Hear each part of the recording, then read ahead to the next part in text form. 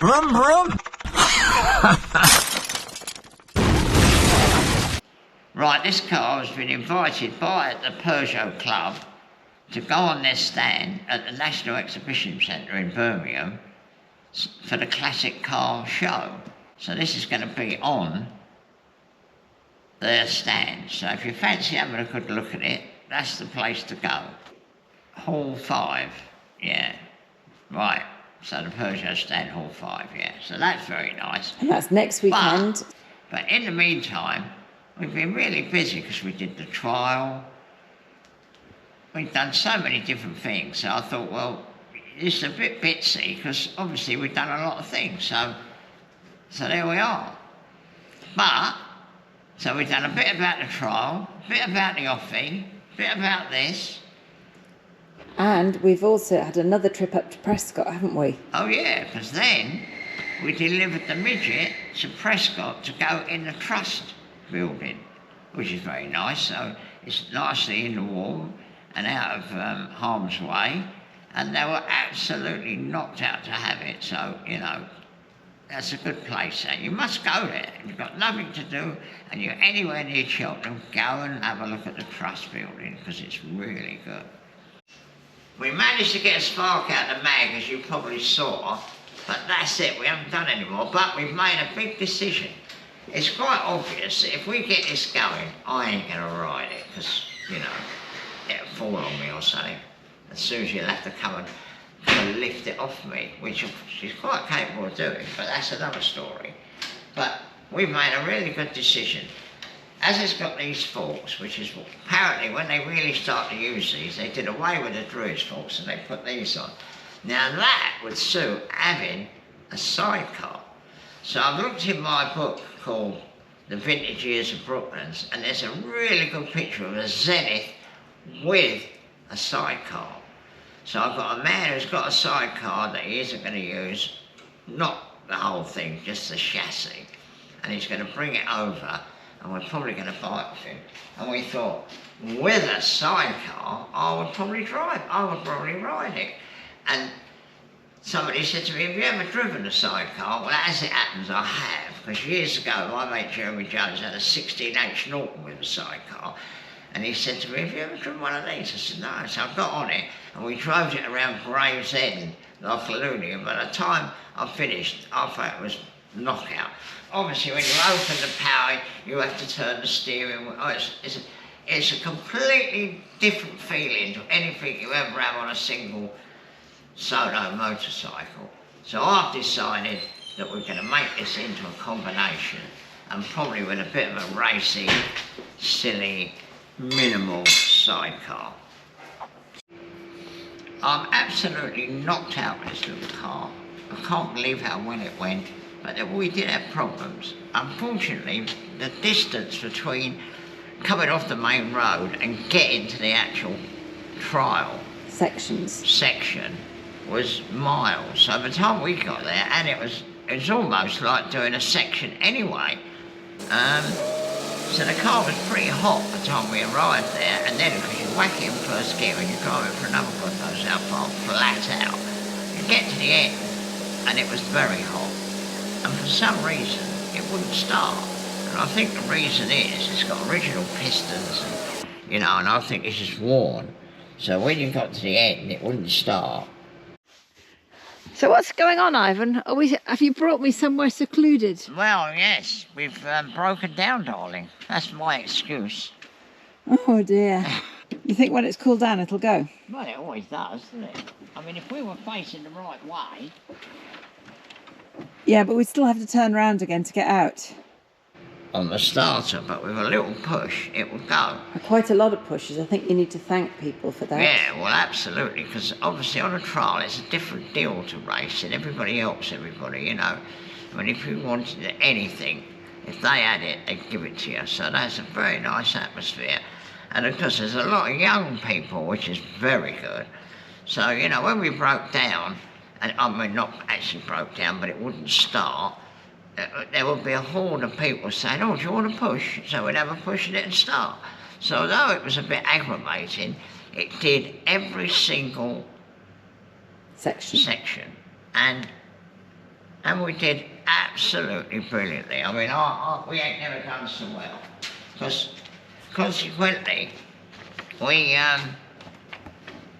in a class called the Short Wheelbase Clubmans, and that is our class there.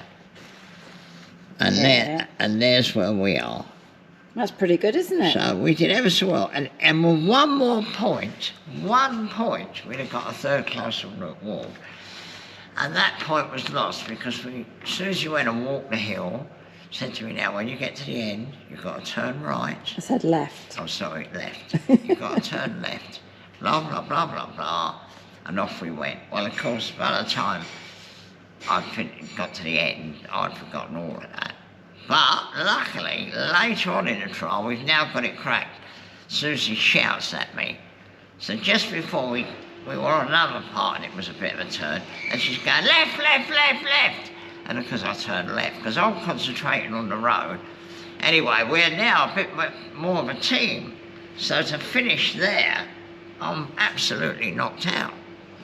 But it's had a hard life, this engine. I mean, although we've only done a couple of trials, it was only a load of old original bits, and it did a big end once, if you remember. And even on this trial, it had a drop of water in the oil. The oil was a bit milky, so we were gambling a little bit. But because it's only a 4-pushrod engine, and people are always under the impression it's a twin cam. Well, it ain't a twin cam, it's a 4-pushrod. So there's a little challenge for you. How does it open 8 valves with 4 pushrods? But it does. And it does 4,000 revs, which I can't believe. Because if you have a look at the valve spring, look, I can push it down with my finger, look. I'm not sure.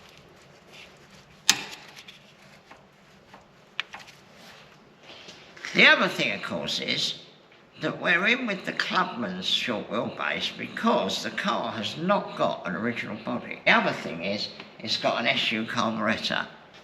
And the main reason it's got an SU carburettor is because being English, that's what you have, an SU carburettor, because you can cope with it.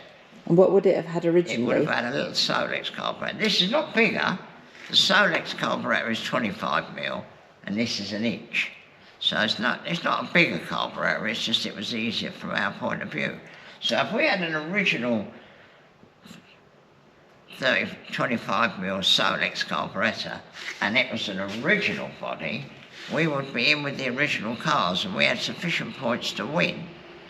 Which I'm glad we're not really, because it wouldn't be much of a challenge, would it? Because, you know, well, if we won, I don't think it was a fix. Yeah, I'd rather be in with the other. I'm very happy with where we are, because we're halfway up the field, so that's now a challenge. I'm going to take the engine to bits, I'm going to have a look through the bits, and if I can find bits that are a little bit less worn, I shall put them in the engine, but it is leaking out in the rear main quite badly.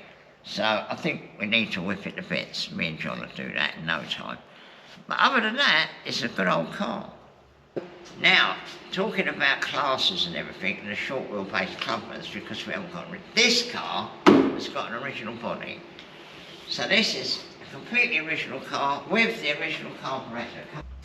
That's the original carburettor. But also, this car's 1926, and this is a twin cam.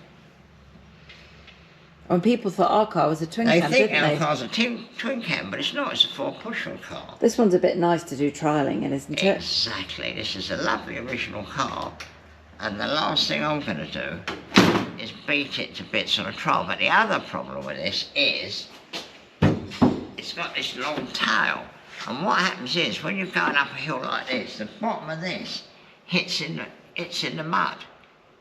So that's another reason. Now what they used to do, And it's got no spare tyre. My dad's car was cut off just there, and the spare wheel put on the back. Oh, okay. Which is what they used to do in the day. And when I built this car, that's what I was trying to do. I thought we'll have the flared wings as original, and then as if it had a tail coming down to a point. Like Oh, that just one. chopped off. I just chopped it off, because that's what they did on my dad's car. In fact, we found an original body and took that body off and put an original body on it. Now, the car's in France, it's got a tail like that, but me and my dad, we bought the body from somebody who was building a special and put it back to original. Oh, fantastic. So you know, I'm very happy with this little car, and I'm very happy with the class I'm in. What about your bouncer? Are you happy with her? Having a nice strong bird with you is quite useful, because when we had the puncture, we had to get the bit of wood, put it under there and push the car. Unfortunately, she couldn't push the car and film it at the same time. But there we are, you know, there's always a drawback, isn't there? It's a very sophisticated jack here, isn't it? Jack. Yeah. So we rolled it forward and onto the piece of wood. Because we've got a puncture in this tyre, we think. That's it, so you just put it underneath, and as you roll it forward, it lifts the car up. Oh, it's like a field bodge. Or is it old school? No, that's a well-known thing. Okay. They used to carry those in Bugattis. Piece of wood? Yeah, just like that. Is that a different size? Yeah, but unfortunately, it's smaller, and if we just do one side, it ain't going to work because it hasn't got a diff. So we might have to put both these on, and then when it's done, it's gone down in the mud. Okay. So it's not as high as what it would have been. Okay, do you need muscle? Well, I don't know. See, that wheel being smaller probably helps. You love all this.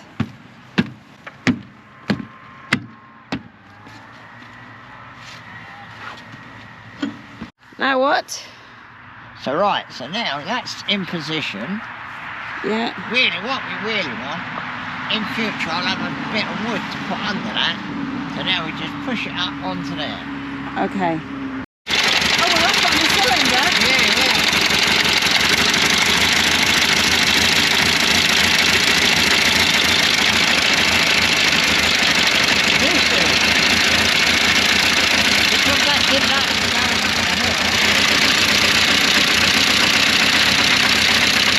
Might give that a bit of a pliers.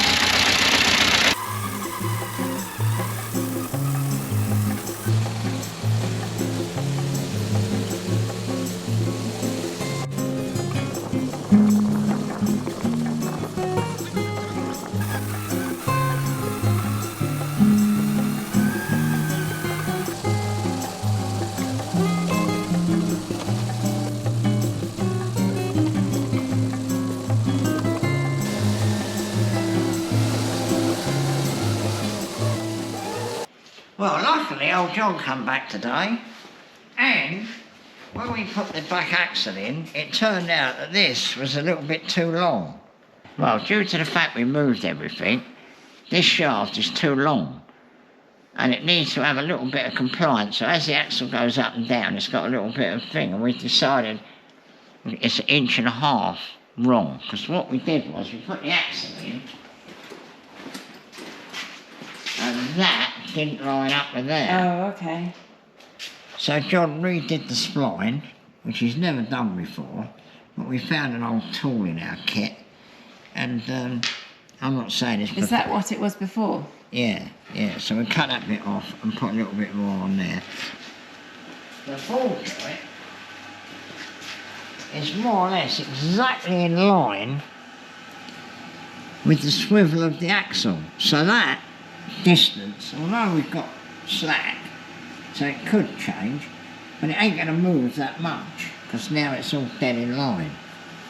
So anyway, so we've done that, and then we had to get on the steering box. Well, Can I just ask a question? Where does that bit go, the bit that you fixed? inside there. Oh, okay. Which varies in length slightly as it goes Okay, up. okay. But it won't vary much now because it's nicely in line. Good. Anyway, so that's that. So then the next thing is the steering box. So we put the front suspension back on. We've done all that, yeah. Yeah, just to mock it up. Because that wants to be bolt upright. Yeah. So we put the steering box. Now the thing about the steering box is we wanted to leave enough room here to fit our starter motor, because I think it's going to go about there. So we made these new brackets up, we've just tacked them on because, you know, we're never sure of anything. And we haven't drilled that, we've just held that on with pliers to get it high. I think that's going to be perfect, and I think we'll get our starter motor in there. So the clutch pedal, funny enough, there's an old bit of metal around somewhere. Here it is. The clutch pedal is going to go about there, and it'll be the other way around. It'll be like that, you know, sticking out that way. So that's going to pivot from about there. Okay. But obviously it would be that facing. We won't use this, I just haven't had this kicking about. But the clutch pedal pivots from there. About Okay, there. okay. So that'll go down to there. So that'll be alright. And then the start motor. So what I think the start motor is going to finish up with a bit of tube, a bit of thick alley tube, which the starter motor slides in nicely. Yeah. And then that will be machined out here and right down to here. So we cut the back away, but there'll be a bit of tube that you just slide the starter motor in. And then we'll probably slot it and put a clip round it. So you just squeeze it up and that'll be it. Because it don't have flanges on, it's just round. Okay, okay. So that'll go in there. So we're going to have to get a bit of tube. So that's that. And then obviously we had to fit this. This is in a completely different place to where it was originally. So we've had to make new ones of them up. We've just tacked them on. Jointed those, yeah. Yeah.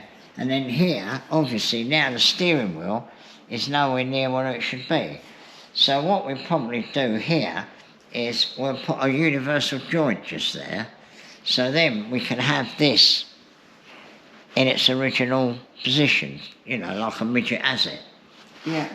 So that'd be nice. And then the gear lever's going to be all right because we've got ideas of going outside, but we don't. What did John think of those ideas? Oh, he thinks it's all good. Yeah, no, he's happy with everything. I think a lot of your followers were interested in his reaction. Yeah, no, he thought it was all good. He watched the video, didn't he? Yeah, he watched the video, so he knew what we'd done.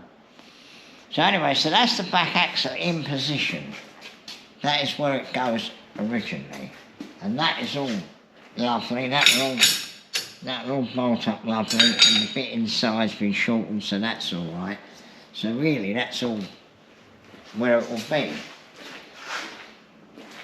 And then, to be honest, I've been looking at it, and I don't think we'd do this, but if we ever wanted to make this car back to the original length, because it's obviously 6 inches longer now, but, you know, say we do, we want to go to America, or we want to race with the boys in America, but we've got to make it legal, so it's going to have to be back to its original length. If you put that on there, now this weighs a ton, so, you know, we can make a new one of these, but if you put that on there, close to there, Yeah. like that, I reckon you could take 6 inches out of there and you could move that lot back.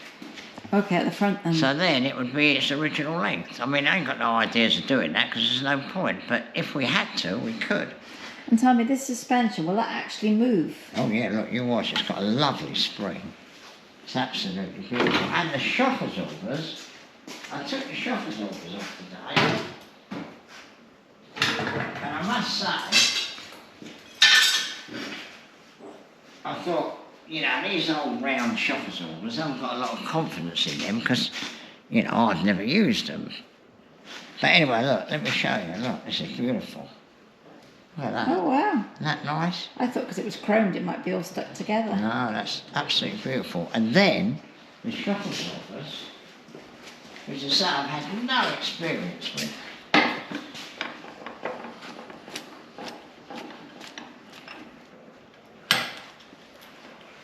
But they're really good, you know, there's nothing wrong with them. And they've got more bump than rebound or the other way round. I don't quite know yet because I haven't got to the bottom of that. But look at that, that's really good. And not only, but also,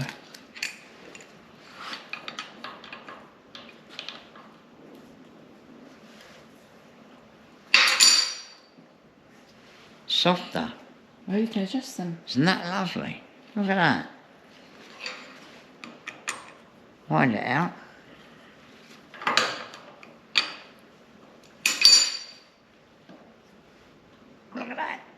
Yeah. I mean, never going to need them that stiff, but they're half nice to be able to have a bit of adjustment. It's always nice to have adjustment. If you can do it that easy, that's a knockout. So although they, you know, I wasn't impressed with them because we always think, you know, you could have telescopic shock absorbers, but obviously we wouldn't order it because this is what it would have had. But I'm pleased with them. I think obviously we'll clean them all up and make them look nice. And this joint is desperate, look. It's all sloppy, so we'll have to make something up there. But I'm pleased with that. I think that's good.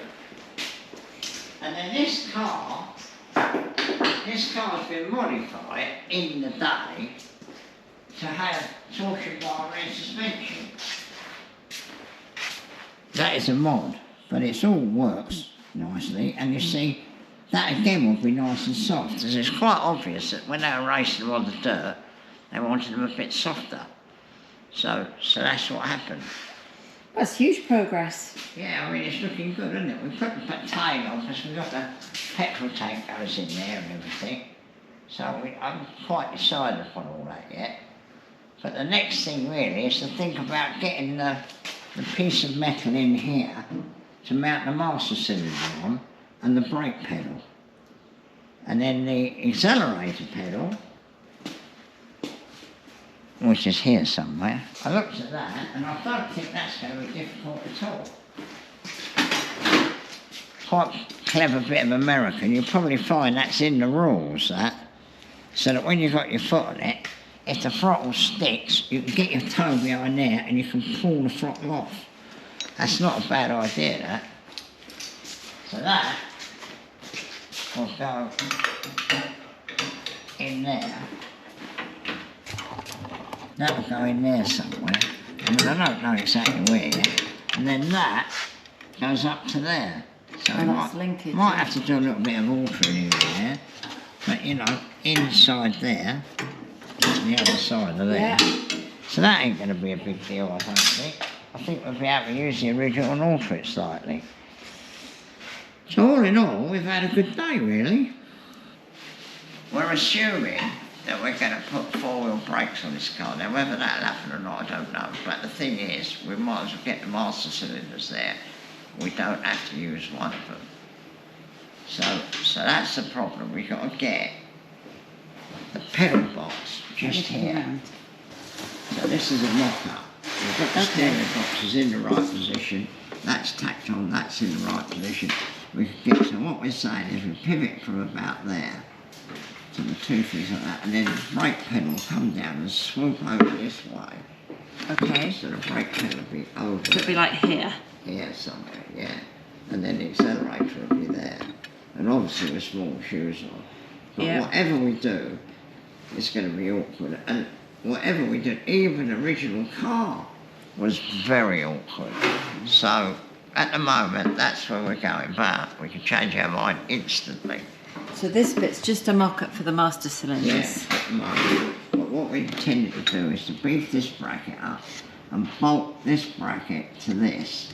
And possibly steady it a little bit this side.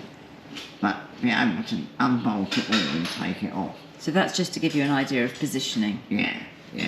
But we want to be able to unbolt it, or because we want to be able to get the gearbox out, we want to be able to get the bell housing out, we want to be able to get the engine out. So that really has got to be removable.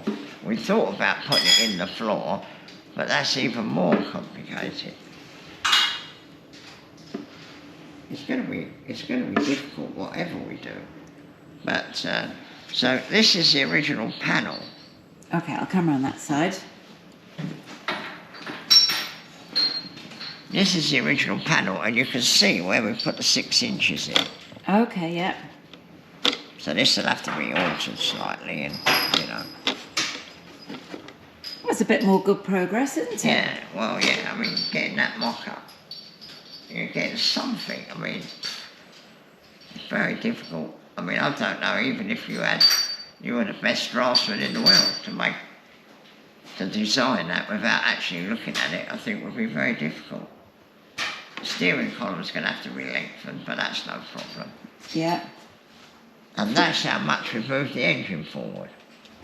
Because this bit here originally was touching there. Okay. So we've moved the engine forward about 2 or 3 inches, 2 inches I'd say at most, probably not as much. This has been moved forward 6 inches, but all of this lines up. So, you know, we're not going to have to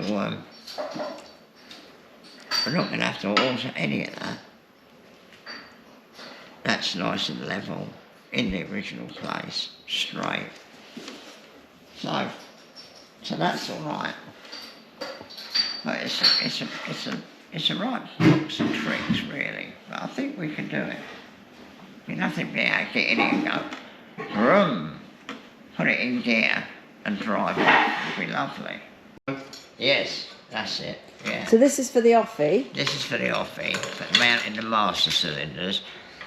At the moment, it's only got brakes on the back wheel, so we'd only use one master cylinder. But in my mind, I think by the time we get it going nicely, it'd be nice to have brakes on all 4 wheels, which is probably what we're doing. Because they did have sometimes brakes on all 4 wheels. Do you need any pushing? Right, do it in a minute. You've got the brake, that's the important. Hang on, come on then, who's going to help push once we get going? I'll get in. Come on, Ivan. Push the... Oh, right, okay. Oh, watch your feet, Ivan. Oh, that... Oh, keep your feet out of the way. All for his slot machine. Anyway, we met the man, he took me to his factory. Upstairs in the factory, we've got a museum dedicated to Grandad, bigger than this place, and full of these. But they didn't have, obviously, the Bugatti Midget, because it obviously got broken up years ago. So he gave me all the photographs of the car. This was 10 or 15 years ago, and I said, oh, well, I better go away and make the rest of it. How many gears, Ivan? It hasn't got any. Just direct, is it? What they do in America, they have what they call an in-out box. Yeah. And that's what it's got. And what you do, the man pushes you have a frame on the back here. Yeah. And the man pushes you, and you pull the handbrake on, and you lock the back wheel so it's skidding. And then you put it in gear. Yeah. You wouldn't go in gear up. Yeah. So that's like your clutch. Oh. And then you go in a spin, and off you go. And then you all drive round, and you all get in position, and then when the man is, you know, like the flag man is in, got you all in where you should be, and drop the flag and off you go. But how they manage, when it's all over, they've got to drive in the pits. Well, how do they manage, you know? They can't push the clutch out or anything like that. Right, you've seen previous videos of me raving about this place, the fabulous stuff they've got to look at, you know, they've got, really is something. Never thought when we were doing it, it would finish up in here, but it's good. Well, and not only is it here now on display, it's inspiring us to write an article for one of the future newsletters, looking at Bugatti engines and the stories in America. And we haven't been sleeping on the Sebring Sprite. So I think we should walk into the shed now, Susie, and show them where we've got to. We haven't been, well, John hasn't been messing about. I must say I was helping, but John did the most of the work. We've been getting on with the Sebring Sprite, as you can see. It's been to the people and they've stripped it. It's been in the dunking, it went in the black. Look, you can see the black in there. This is they literally dip it in it, so it runs. Oh, like a chemical protection. Yeah, it runs in all the seals and goes absolutely everywhere, and all up inside there, where this bit tends to rust, it goes everywhere. So the whole thing has been dumped in a black mess, you know. Very, very thin, you can rub it off as easy as anything. So that's had a bit of, what they call it, a high build primer. But we're going to leave it, you know. What we want to do is we don't want to be trying to rush doing it, because all that happens then is the first time the sun shines on it, it all moves and sinks and looks terrible. So that will be left while we're getting on with the Offy Midget for perhaps a fortnight or a month even, you know. We took this car to Prescott with the non-return valves on it, and it seemed to work, but it was only going for 70 seconds, so it wasn't really a very good test. In the meantime, we went on a bit of a rally down the road, which is probably 5 miles away. And by the time we got there, Probably 10 to 15 each way. Right, well, by the time we got there, it was all covered in oil. It really did throw it all out. So I'm not abandoning it, but I think what we need to do, we need to move the main non-return valve further away from the engine, because it's right next to the big end that's going round like that. And I think if we move it up a bit and put it up here, it'd be worth a try. But the little one that we fitted at the front, I'm going to leave that, because I think that will be good for the front of the engine to stop it leaking. But in other words, what I'm saying is more experimentation on the breathers. Don't forget to subscribe, don't forget to press the like button, and there we are. Oh, and in the meantime, Susie's been selling the blooming t-shirts marvellously, but unfortunately sending them abroad's a right drama. Some poor bloke had to pay 20 quid customs. He wasn't moaning, but you know, it's not very good. I don't know how we're going to crack that problem.